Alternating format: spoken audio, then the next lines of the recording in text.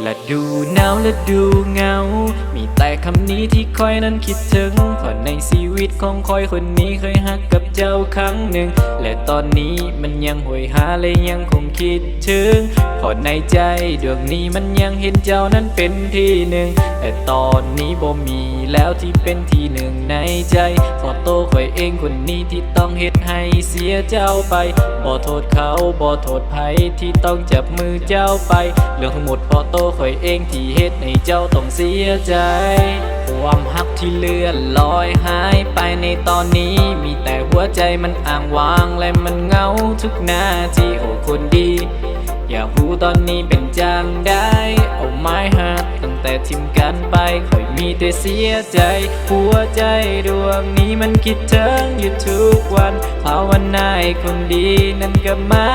หากันโอ้ที่หักอย่าทิ้งก้อยไปแบบนี้โอ้เบบี้อยากขอห้องให้เจ้ากลับมาหากัน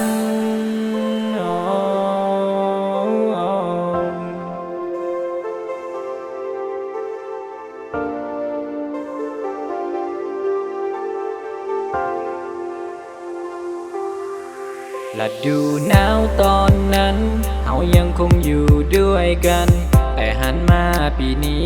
มันคงจะบ่มีวันที่เจ้านั้นจะกลับมามอบความอบอุ่นให้กันแต่เจ้านั้นคงกอดกับเขาแล้วก็อบอุ่นด้วยกัน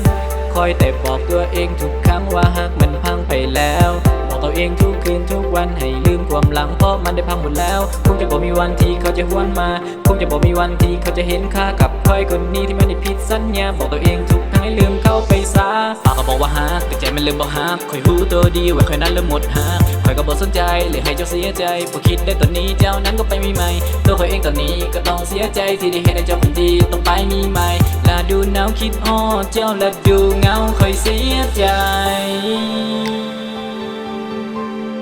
ค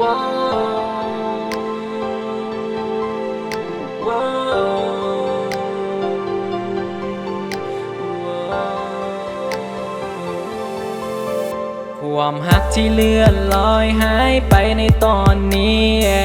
มีแต่หัวใจมันอ้างว้างและมันเหงาทุกนาทีโอ้คนดี